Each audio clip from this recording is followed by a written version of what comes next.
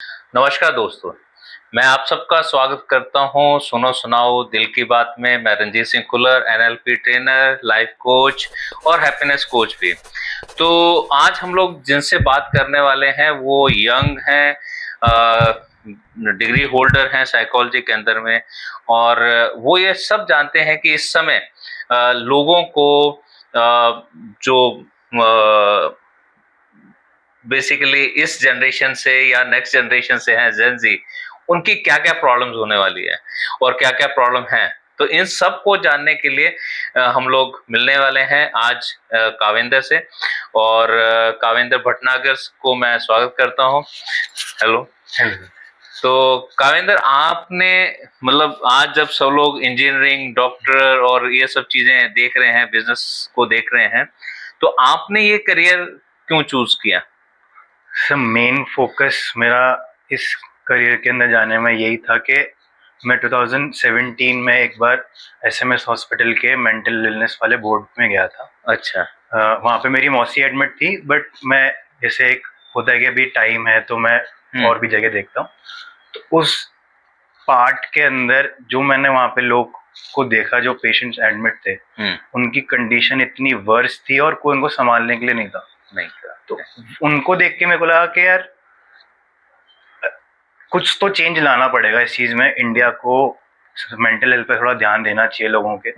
अपन इतना लूजन अप नहीं छोड़ सकते, क्योंकि जितना इम्पोर्टेंट हेल्थ बॉडी व फिजिकल हेल्थ है, उतना मेंटल हेल्थ भी इम्पोर्टेंट है। मेंटल। तो इसलिए फिर मेरा मेन फोकस इस पे गया। फिर मैंने 12th के बाद अपने बैचलर डिग्री में साइकोलॉजी चूज की। ओके। तो आपने मतलब एक माइंड में था कि ये करना क्यों, तो पर्पस वाज ऑलमोस्ट क्लियर कि मेरे को यही करना है ना। और इसको अगर हम लोग इसमें ही देखते हैं तो आपको क्या लगता है कि नेक्स्ट जनरेशन जेन जी में कैसा सिनेरियो रहने वाला साइकोलॉजी का? If you talk about particularly Gen Z generation के बारे में, तो मेरे अकॉर्डिंग सबसे ज्यादा वल्नरेबल जनरेशन है इस टाइम पे। पहले के लोग इतना ध्यान नहीं देते थे, शायद से इसलिए भी वो मेंटल हेल्थ पे इतना ध्यान नहीं दे रहे थे, इसलिए वो ज्यादा मानते भी नहीं थे इन चीजों को कि डिप्रेशन क्या होता है, ठीक है हो जाएगा। बट अब क्योंकि ऑफ कोर्स इंटरनेट काफी ज्यादा प्रेवलेंट है इंडिया के अंदर, और अब सब ज्यादा खुद को अवेयर रखने की कोशिश करते हैं। स्पेशली इंस्टाग्राम पे आप देखेंगे कि जेन जी सबसे ज्यादा वहीं केटर हो रहे हैं। बिल्कुल। तो वहां पे अब क्योंकि इतना ज्यादा अवेयरनेस आ रही है, तो लोग जानना चाह रहे हैं कि हाँ डिप्रेशन क्या है ये, और एक्चुअली मेनली साइकोलॉजी क्या है। साइकोलॉजी आपको, डिप्रेशन पहले से एग्जिस्ट करता है, एंजाइटी पहले से एग्जिस्ट करती है। सबने एंजाइटी अपने लाइफ में एक बार एक्सपीरियंस करी ही है, चाहे से वो एक पॉजिटिव वे में करी हो, जैसे नेगेटिव वे में बिल्कुल करी है। साइकोलॉजी कुछ भी नहीं है, सिर्फ आपको आपकी बीमारी का नाम बता देती है कि अच्छा आपको ये मेरे को फील हो रहा था, अब उससे एसोसिएटेड मेरे को एक नाम मिल चुका है कि अच्छा ये चीज मेरे को फील हो रही थी। डिप्रेशन में मैं पहले से था, मैं साइकोलॉजिस्ट के पास गया, मेरे को पता चल गया कि अच्छा मेरे को डिप्रेशन है, अच्छा मेरे को एंजाइटी है, अच्छा मेरे को एएसडी है, अच्छा मेरे को ओसीडी है।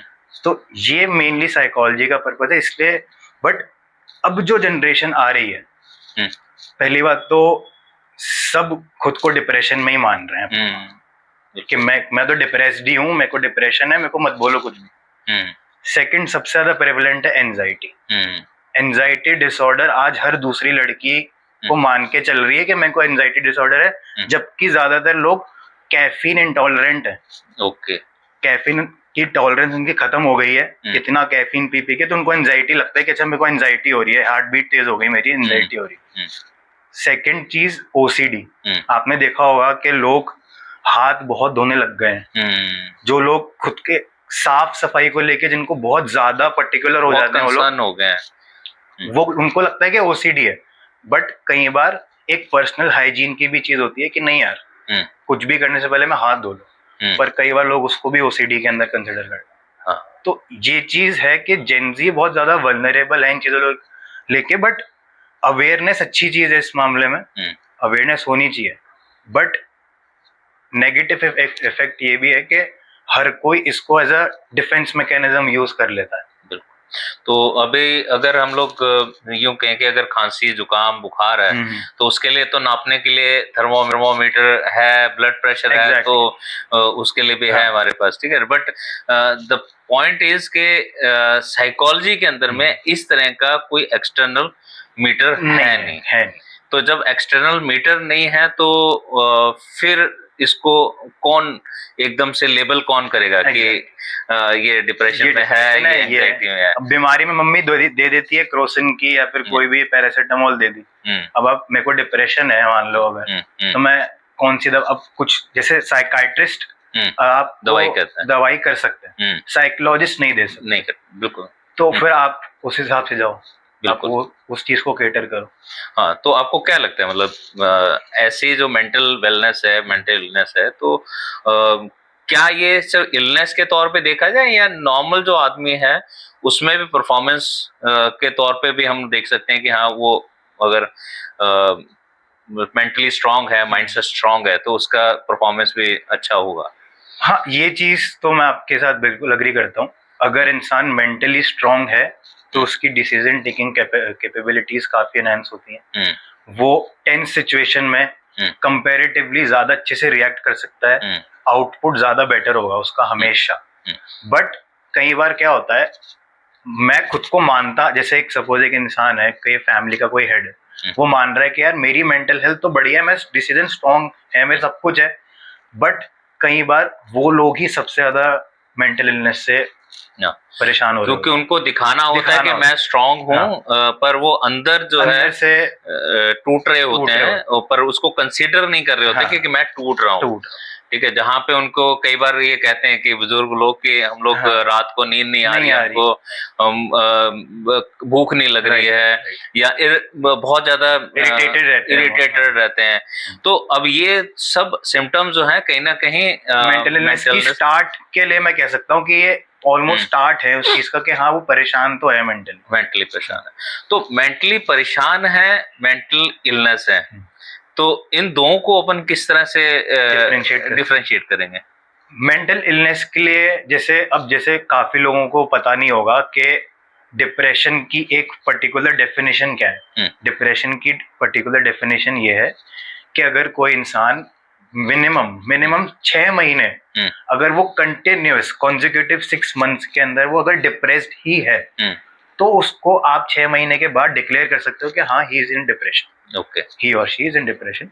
बट लोग 1 महीने के, यार मेरा 1 महीने मूड खराब रहा है किन्हीं भी चीजों की वजह से, करियर वाइज, फैमिली वाइज, तो मान लेते कि अच्छा मैं तो डिप्रेशन में। तो 1 महीना भी ज्यादा बोला आज की तारीख में, तो एक दिन भी अगर कहीं मूड लो है तो मूड लो को ही डिप्रेशन मान लेते हैं वो लोग। तो इसमें अपन ऐसे डिफरेंशिएट कर सकते हैं, जैसे अगर एक फैमिली का एग्जांपल लेते हैं अपन लोग, कि अगर उसको लग रहा है कि हाँ ये चीजें मेरी बहुत लंबे टाइम तक स्ट्रेच हो गई, यार 1 साल हो गया मेरे को मेंटली परेशान होते हुए, और मेरे को लग रहा है कि हाँ मैं मेरा मेंटली ही परेशान हो रहा हूँ सिर्फ, तो फिर आप कंसल्टेंसी में जाना चाहिए आपको, फिर आप साइकोलॉजिस्ट साइकाइट्रिस्ट के पास जाओ। अगर आपको लग रहा है कि नहीं बस कोई घर में लड़ाई हो गई और फिर मैं डिप्रेशन में हूँ उसके थोड़ी देर बाद तक, और उसके बाद मैंने ड्रिंक कर लिया और मैं खुश हो गया, तो वो डिप्रेशन नहीं माना जाएगा। हाँ, तो मतलब ये कह लें कि अगर किसी मेंटल स्टेट का उसको रीजन पता है कि मेरा ये किसी ने मुझे ये कुछ कहा या कोई मेरे को रिजल्ट मेरे हिसाब से नहीं मिला, उसकी वजह से मैं लो फील कर रहा हूँ, तो वो किसी डिसऑर्डर के स्टेज में है, वो एक इमोशनल टर्मोइल है, इमोशनल इम्बैलेंस है, तो वो थोड़ा देर में ठीक हो जाएगा। बट इसके अंदर आपको ये भी ध्यान रखना है कि अगर ये चीज लंबे टाइम तक प्रेवलेंट है कि यार हर चीज में ही मेरे को लग रहा है कि यार अगर बर्तन भी मुझसे गिर गया, कुछ भी छोटी छोटी चीजों पे भी मेरे को फील हो रहा है बहुत लंबे टाइम तक, ये नहीं कि यार जैसे फॉर एग्जांपल अगर मेरा मूड खराब है आज, आप चलिए मान लिया आपका मूड खराब है, आप घर में गए, आपको रोटी अच्छी नहीं मिली, जली हुई मिली, कैसी भी मिली, आपको उस पर भी लगेगा कि यार क्या है ये, ठीक। बट अगर ये चीज आपका 1 साल 2 साल तक रोज हो रही है कि हर चीज में आपका मूड खराब हो के आप किसी और पे निकल रहा है, तो फिर आप कंसिडर कर सकते हो। ये नहीं कि 1 महीने के मेरा बॉस से लड़ाई होके आई है, मैं घर पे आया फिर मैं डिप्रेशन हो गया, बिल्कुल। तो मंथ के शुरू में तो फिर तो हर किसी को डिप्रेशन हाँ, आता है, सभी डिप्रेशन में ठीक है है, फिर तो। और हर किसी का मूड एलिवेटेड होता है हाँ, जब 31st आ जाता है ना? एग्जैक्ट। तो ये अगर हम लोग देखें तो अगेन कोई ऐसा अगर परसिस्टेंट है फॉर ए 6 हाँ, मंथ्स, आपका मूड सही नहीं रह हाँ, रहा है और आपको कोई चीज अच्छी नहीं लग रही है, तो आप को कंसल्ट करना चाहिए हाँ, किसी फिर कंसल्टेंसी में आना चाहिए। स्पेशलिस्ट के साथ में। Correct, correct. और इसको अगर हम लोग और समझें कि अभी आपको क्या लगता है कि आने वाले टाइम में, क्योंकि ये तो हमने अभी की बात कर ली, बट इसको आने वाले टाइम में कैसे, क्योंकि आजकल जैसे आपने सोशल मीडिया का बताया, सोशल मीडिया पे आपका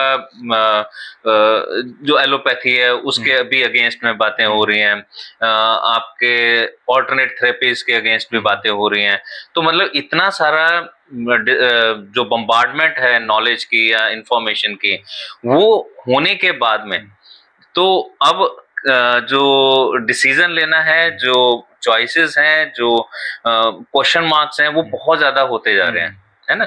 तो आने वाले टाइम में आपको क्या लग रहा है कि क्या सिनेरियो रहने वाला है?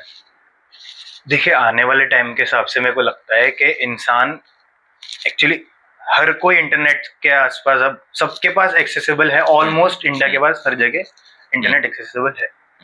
फर्स्टली इंसान को जो इंटरनेट पे वो कंटेंट कंज्यूम कर रहा है उस पे ध्यान देना चाहिए कि वो किस तरह का कंटेंट है, वायलेंस से रिलेटेड है, सिर्फ फन के अंदर भी फन कैसा वाला फन है, कि जैसे आजकल आप देख रहे हैं कि बहुत ज्यादा वोक कल्चर है कि डांस की रील्स और वो सब जो चलता है, वो आप समझ होंगे क्या कहना चाह रहा हूँ। काफी लोग वो भी कंज्यूम करते हैं, सिर्फ वैसा ही कंटेंट कंज्यूम करते हैं। तो इस चीज पे इंसान मतलब आज आने वाली जनरेशन को ये ध्यान देना चाहिए कि आप कैसा कंटेंट कंज्यूम कर रहे हो। बिल्कुल। तो नॉलेजेबल है या सिर्फ फन के लिए है? फन के लिए, ओके। नॉलेजेबल कंटेंट आप कंज्यूम कर रहे हो तो आपका माइंड खुलेगा, आप और खुद के बारे में और लोगों के बारे में भी अवेयर होगे, आपका सिविक सेंस बढ़ेगा कि क्या करना चाहिए क्या नहीं करना चाहिए। बिल्कुल। नॉलेजेबल होगे तो आप में विजडम आएगा कि नहीं यार ये नहीं है, या ये इस चीज का मेरे को ध्यान रखना है। सेकंड, मेरे हिसाब से मेजरली मेंटल हेल्थ पे इफेक्ट सबसे ज्यादा फिजिकल हेल्थ का आता है। ओके। आप फिजिकली खुद को जितना ज्यादा एक्टिव रखो, काम के अलावा, ऑफिस आवर्स के अलावा, कम से कम 1 घंटा वॉक खाने के बाद या कभी भी सोने से पहले, फिजिकली आप खुद को इतना थकाओ कि आपको मेंटली थकने की जरूरत नहीं पड़े। ओके। फिजिकल आप मान लो कि आप 8 घंटे जॉब करके आए हो, आप उसके बाद आपने खाना खाया, 2 घंटे अगर आपने या तो रील्स स्क्रॉल करी है तो आपका मेंटली थकान होगी सबसे ज्यादा। अगर आपने 2 घंटे वॉक करी है, आपकी हेल्थ बेनिफिशियल रहेगा उससे सबसे ज्यादा। और आप बेड पे लेटते ही आपको नींद आ जाएगी। कभी आपको वॉक करने से ये नहीं होगा कि नहीं मेरे को नींद नहीं आ रही। ओके, ये आपका हमेशा इंटरनेट कंज्यूम करने से यही होगा। ओके, गलत तरीके से इंटरनेट कंज्यूम करने से होगा। हाँ, तो अगर मैं यूं बात करता हूँ, इंटरनेट को कंज्यूम कर रहा हूँ या मैं स्क्रॉल कर रहा हूँ और रील्स देखे जा रहा हूँ, तो उससे क्या हो रहा है कि मेरा माइंड जो है वो ऑक्यूपाई हो रहा है। तो माइंड अगर ऑक्यूपाई हो रहा है, वो अगर ज्यादा अलग अलग डायरेक्शन में घूम रहा है, तो चाहे मैं अगर बेड पे लेटा हूँ तो भी वो घूमता रहेगा, ठीक है ना? वो थकेगा नहीं, स्थिरता नहीं आएगी उसके, स्थिरता नहीं आएगी। और नींद आती है स्थिरता के साथ, है ना? तो बॉडी हमारी रिलैक्स हो जाएगी, तब जाके कहीं ना कहीं थॉट्स हमारे कम होंगे, तब हमें नींद आएगी।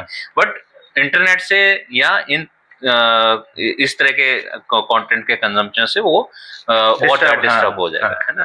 तो आप ये कह रहे हैं कि सोशल मीडिया डेफिनेटली उसका हम पहले फिल्टर लगा लें कि कौन सा मुझे चाहिए, कौन सा नहीं चाहिए। अगर बिना सोचे समझे हमें कुछ भी स्क्रॉलिंग हो रही है तो वो बेनिफिशियल नहीं है, वो आपके डोपामीन को खराब कर रही है, आपके मेंटल जितने भी ब्रेन के अंदर केमिकल्स रिलीज होते हैं वो सबसे ज्यादा इफेक्ट होता है डोपामीन के बाद। और आप खुद ट्राई करके देखिएगा, मैं आप और लोगों को भी बोलता हूँ कि आप आधा घंटा रील स्क्रॉल करते रहो, आपका अटेंशन स्पैन इतना कम हो जाएगा। अभी मैंने एक स्टडी देखी थी कि गोल्ड फिश जो होती है उसका वर्ल्ड में सबसे ज्यादा कम अटेंशन स्पैन होता है, सिर्फ 8 सेकंड ही अटेंशन दे पाती है वो एक जगह, नहीं तो वो घूम जाती है। जेनजी के अंदर 7 सेकंड हो गया है। उससे भी कम अटेंशन मैंने मतलब सबको जल्दी जल्दी चीजें और नई नई चीजें देखने का इतना डोपामीन का वो हो गया है हाई कि लोग अटेंशन दे ही नहीं पा रहे हैं। इससे क्या इफेक्ट होता है, आपकी रिलेशन इफेक्ट होता है सबसे ज्यादा, क्योंकि आप ढंग से बात नहीं सुन रहे इंसान सामने वाले। सेकंड, आपका वर्क जो आप काम कर रहे हो आप उस पर ध्यान ही नहीं जा पाएगा। आपको बार बार लगेगा कि रुक जाओ थोड़ी देर, रुक जाओ थोड़ी देर, या ये क्या है, इसको इतनी देर से कर रहा हूँ नहीं हो रहा, चेंज करो। ये आपके लिए बेनिफिशियल नहीं है मेनली। तो इस चीज का आने वाली जनरेशन को एक तो सबसे पहले फिल्टर लगाना पड़ेगा अपने इंटरनेट कंजम्पशन पे कि वो क्या देख रहे हैं। दूसरा, फिजिकली खुद को एक्टिव रखना बहुत जरूरी है। बिल्कुल। तो अगर मैं यूं बात करूं कि क्योंकि नॉलेज बहुत सारी है, इंफॉर्मेशन बहुत सारी है इंटरनेट के ऊपर, और वो हर एक के लिए है, मतलब चाहे कोई अगर वेजिटेरियन है तो वेजिटेरियन वालों के लिए भी है, नॉन वेज खाने वालों के लिए तो उनके लिए भी बहुत सारा कंटेंट है, और दोनों को हेट्रेड के तौर पे देखा जाए तो वो भी है। ठीक है, तो अभी ऐसे में हमारा हमें सिलेक्टिव होना पड़ेगा, हमें एक साइड आना पड़ेगा, वहां पे बैठना पड़ेगा और हमें देखना पड़ेगा। और अगर हम दूसरे साइड का भी देख रहे हैं तो सिर्फ देख रहे हैं और उसके ऊपर रिएक्ट नहीं कर रहे हैं। तो अब हम वो करेंगे तो, और दूसरी बात ये कि आपको चाहिए क्या, राइट, आपका पर्पस क्या है? तो पर्पस अभी हमारे क्लियर होना बहुत जरूरी है। तो आपको क्या लगता है कि नेक्स्ट जनरेशन में पर्पस कितना क्लियर? बिल्कुल भी नहीं है। जेनजीज के अंदर स्पेशली एक्चुअली क्या है कि आजकल अब देखा जाए तो इंडिया और जो डेवलप्ड कंट्रीज हैं जैसे यूएस हो गया, बाकी जो यूरोपियन है, उनसे ऑलमोस्ट 15-20 साल पीछे चलता है। तो जो चीजें वहां पे 20 साल पहले हो चुकी है अब यहाँ पे हो रही है। तो अब जो वोक कल्चर वहां पे 20 साल पहले था अब यहाँ पे आ रहा है। हर चीज कैंसिल कर देते हैं लोग। कोई चीज थोड़ा बहुत भी आती है लाइमलाइट में तो वो नेगेटिव में आ जाती है मेनली। तो मेरे हिसाब से जेनजीज के अंदर ये इतना प्रेवलेंट इसलिए है कि एक तो उनका कंजम्पशन स्टाइल इंटरनेट का बहुत बुरा है। बहुत अलग तरीके की चीजें, वही वोक कल्चर के LGBTQ सब कुछ ये। तो इस चीज पे आपको ध्यान नहीं देना, आपकी इंडिविजुअलिटी पे आपको ध्यान देना है। बिल्कुल, कि मैं कैसे सोसाइटी के अंदर आउटपुट दे सकता हूँ। बिल्कुल। तो अभी अगर मैं इसी पे अगर मैं बात करता हूँ तो उसमें आपको क्या लगता है कि ऐसे कौन कौन सी इलनेसेस के तौर पे, साइकोलॉजिकल इलनेसेस के तौर पे वो बढ़ने वाली हैं आने वाले टाइम में या घटने वाली हैं? बढ़ने के अंदर आई थिंक मेनली जो सबसे ज्यादा प्रोग्रेसिव चीज आएगी मेंटल इलनेस के अंदर, डिप्रेशन के ऊपर चल जाएगा एंजाइटी। ओके। क्योंकि आजकल देखा जाए तो ऑल्दो जेनजीज कंपैरेटिवली कम कंज्यूम करते हैं ड्रिंक, बट जो एक वो वाला कल्चर है, जैसे सोसाइटी वाला कल्चर है कि मेरे को एक्सेप्टेंस चाहिए, सबकी वैलिडेशन चाहिए सबसे। एक तो वो चीज की वजह से क्या होता है कि परफॉर्मेंस एंजाइटी आ जाती है लोगों के अंदर कि यार मैं इस नए लोगों से मिल रहा हूँ तो मेरे को इनके अकॉर्डिंग बिहेव करना पड़ेगा। मैं जैसे अंदर से हूँ नहीं वैसा, मान लीजिए आप पार्टी वाले इंसान है नहीं, बट आपको अंदर से चाहिए कि नहीं यार ये कूल लोग हैं, ये अच्छे लोग हैं, मैं भी मैं आना चाहता हूँ इनके ग्रुप के अंदर, मेरे को उनकी वैलिडेशन चाहिए। अब जो थोड़ा बहुत स्ट्रांग है मेंटली या थोड़ा जो सोशली गैदरिंग में रहा है पहले से, वो कोप अप कर जाएगा, वो हर तरीके की बात भी सुन लेगा, अपना इनपुट भी दे लेगा। बट अगर मैं जानता ही नहीं हूँ इन सब चीजों के बारे में, मैं इतना रहा ही नहीं हूँ, बट मेरा मन है, तो वहां पे परफॉर्मेंस एंजाइटी किक इन करेगी मेरी कि यार अगर मैं इन लोगों ने मेरे को जज कर लिया तो ये लोग मेरे को, मैं इनका जवाब नहीं दे पाया, मैं इनके अंदर वैलिडेशन नहीं मिल पाई मेरे को, तो सबसे ज्यादा ऊपर आएगी एंजाइटी, डिप्रेशन। लोग अब क्योंकि हर कोई डिप्रेस्ड ही घूम रहा है आज के टाइम, तो सेकंड के ऊपर आएगा ओसीडी।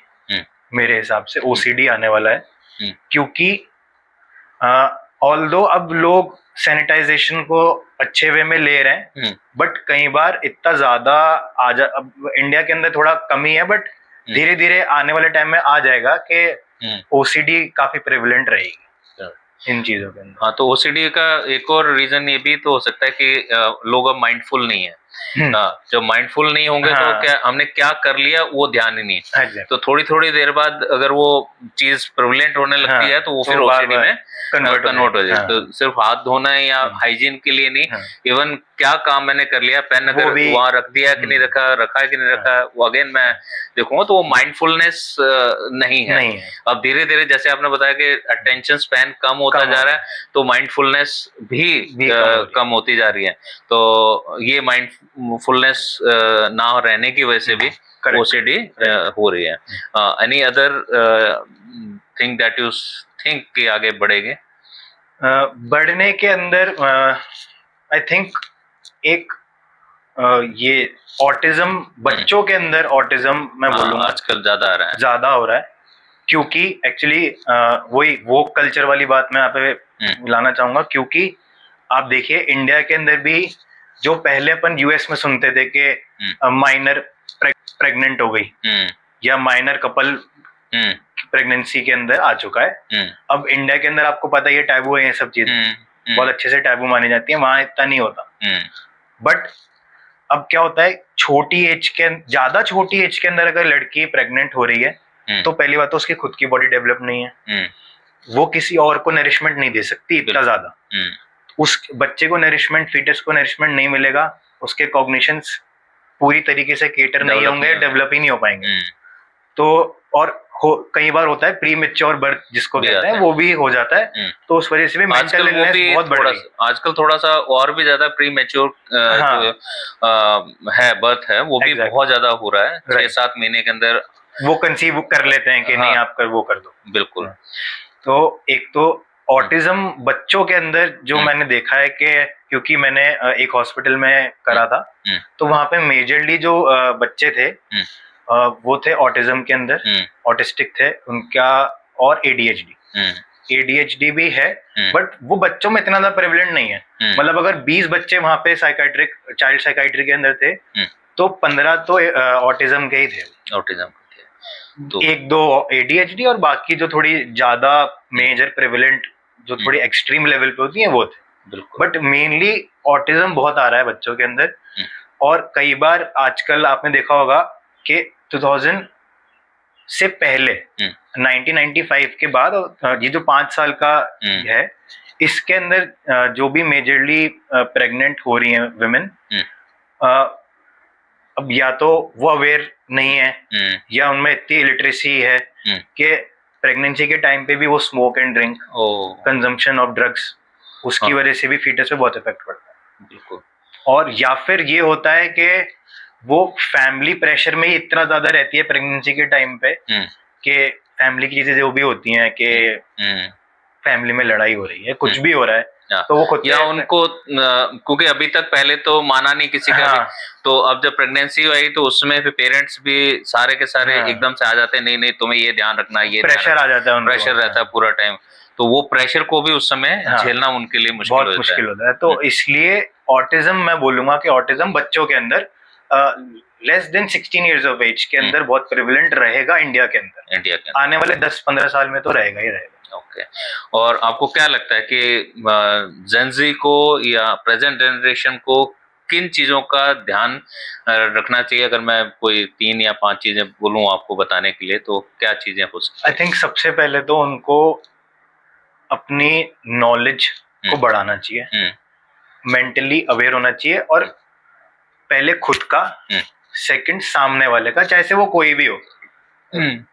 एक्सेप्शन इसके अंदर कोई भी नहीं है कि नहीं कि इस टाइप के लोगों को आप नहीं समझना, बाकी सबको समझ, नहीं, सबको, जितने भी लिविंग आपके आसपास लोग हैं उन सबको आपको उनकी भी मेंटल हेल्थ का ध्यान रखना चाहिए और खुद की भी ध्यान रखना चाहिए, पहली बात। दूसरी चीज, फिजिकल एक्टिविटी मैंडेटरी होनी चाहिए।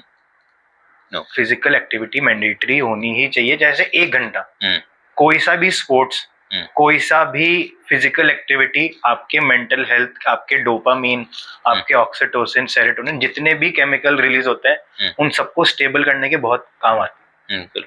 तो और तीसरा, हार्ड ड्रग्स से दूर रहना चाहिए, क्योंकि सबसे ज्यादा कॉग्निशन पे इफेक्ट हार्ड ड्रग्स करते हैं। Example cocaine, LSD, ecstasy, MDMA। ये मैं बाकी तो मैं कुछ नहीं बोलना चाहूंगा, क्योंकि वो अफेक्ट तो सबका ही है, अफेक्ट तो हर चीज का ही है। बिल्कुल। नेगेटिव अफेक्ट, जैसे आप सिगरेट पियो, आप कुछ भी करो, आप जैसे दिल्ली के अंदर रह रहे हो पॉल्यूशन के अंदर, तो तब भी वो भी इफेक्ट करेगा ही करेगा। बट जो मेजर इफेक्ट आता है सबसे ज्यादा, वो हार्ड ड्रग्स का आता है। और क्योंकि आपको पता है, मतलब प्रेवलेंट है आज के टाइम पे, कितनी पार्टीज बर्स्ट हो रही हैं कि छोटी छोटी पार्टीज के अंदर भी अच्छा खासा अमाउंट के अंदर ड्रग्स वगैरह मिलता है। तो थर्ड ये है कि हार्ड ड्रग्स से दूर रहना चाहिए। Hard drugs, okay. तो इसको अगर मैं देखूं कि हाँ, हेल्थ की जहाँ तक बात की, खाने अपने खाने का भी वो लोग ध्यान रखे। खाना सिर्फ फूड ही नहीं, खाना इवन जो इंटरनेट है, वो भी, वहां से भी जो हमको मिल रहा है, तो उसको भी हमें ध्यान रखना चाहिए कि मैं क्या ले रहा हूँ। तो मेंटल डाइट और फिजिकल डाइट दोनों अच्छी होनी चाहिए। दोनों अच्छी होनी चाहिए। मेंटल एक्सरसाइज और फिजिकल एक्सरसाइज भी दोनों अच्छी होनी चाहिए। और वो अगर अच्छी होंगी तो डेफिनेटली हम लोग as a human being excel कर जाएंगे हर चीज के अंदर में। चलिए, थैंक यू कामेंद्र। तो आप लोग देख चुके हैं कि आजकल कितना ज्यादा साइकोलॉजिकली हम लोग इसको समझने की जरूरत है कि हम लोग क्या कर रहे हैं, क्यों कर रहे हैं, कैसे कर रहे हैं। सिर्फ और सिर्फ नॉलेज लेने से नहीं काम बनेगा। नॉलेज अगर लिया है तो उसको टेस्ट करना और उसको अगर अच्छा है तो उसे आगे भी यूज करना। और आगे मेरे को कहाँ से, किन चीजों से मुझे बेनिफिट मिल रहा है हेल्थ का, किन चीजों से नहीं मिल रहा है, इस चीज पे भी मुझे ध्यान देने की जरूरत है। डिप्रेशन, एंजाइटी, ओसीडी, ये सारी चीजें हैं, लेकिन उससे पहले अगर आप अपने ऊपर ध्यान दे रहे हैं तो ये इन सब चीजों से बचा जा सकता है। ये सिर्फ टर्मिनोलॉजीज है, इनको टर्मिनोलॉजीज ही मान के चले। इसको आप खुद से डायग्नोस मत करें। डॉक्टर्स हैं, साइकोलॉजिस्ट हैं, जो इस चीज को डायग्नोस करके आपको बता सकते हैं कि ये चीज हुई है आपको। बिना डायग्नोसिस के अगर आप कोई भी दवाई लेते हैं, चाहे सरदर्द की दवाई भी लेते हैं, बुखार की दवाई भी लेते हैं, डाइजेशन के लिए भी दवाई लेते हैं, तो वो भी नुकसानदायक है। उसी तरह से इन टर्मिनोलॉजीज को अपने साथ में जोड़ना, अपने नाम के साथ जोड़ना। इंसोम्निया हो गया है, नींद नहीं आई 2 दिन से तो इंसोम्निया हो गया है, तो ऐसा नहीं है। तो इन सब चीजों को आप टर्मिनोलॉजिस्ट के साथ देखिए, पर टर्मिनोलॉजिस्ट को टर्म करने के लिए एक स्पेशलिस्ट को चूज करें, एक डॉक्टर को चूज करें, उनको ही अलाउ करें कि वो लोग आपको ये बताएं कि आप इससे ग्रसित हो गए। तो आप सबको जो भी कोई अगर सवाल हो आपका साइकोलॉजी से रिलेटेड, और आगे आने वाले टाइम में ये करियर बहुत अच्छी इस तरह लोगों को इसकी जरूरत पड़ने वाली है, और इसको कहाँ करना चाहिए, कैसे करना चाहिए, इन सब की जानकारी और इसके पीछे को जो भी आपको सवाल हो तो आप जरूर कमेंट बॉक्स में लिख के हमें दीजिए। हम कोशिश करेंगे आपके उन सवालों का पूरा जवाब देने के लिए। धन्यवाद। Thank you Kamendra, thank you, बहुत बढ़िया।